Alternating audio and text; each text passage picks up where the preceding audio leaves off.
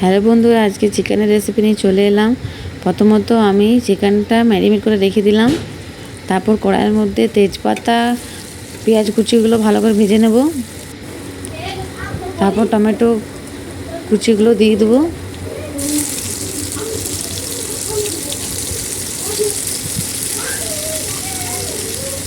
তারপর 5টা কাঁচা লঙ্কা দিয়ে দেবো।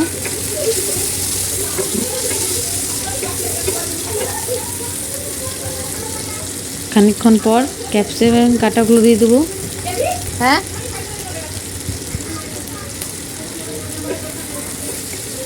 তারপর সবগুলো একসাথে মিক্স করে ভেজে নেব।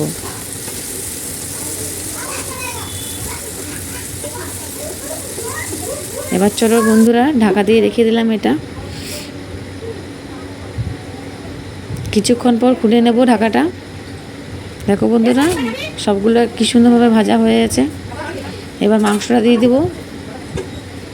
মাংসটার সাথে এগুলো মিক্স করে নেব।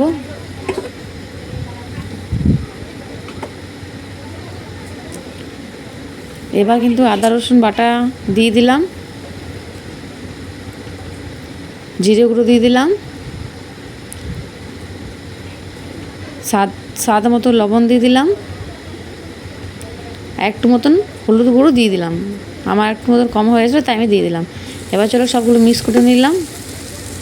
এবার চিকেন মশলা দিয়ে দিলাম। তারপর ভালো করে কষিয়ে নেব মাংসটা।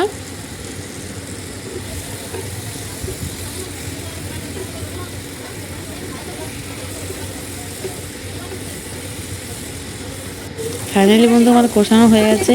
এবার আমি ভেজে গেছিলাম আলুগুলো দিয়ে দিলাম মাংসের মধ্যে। এগুলো মিক্স করে নেব।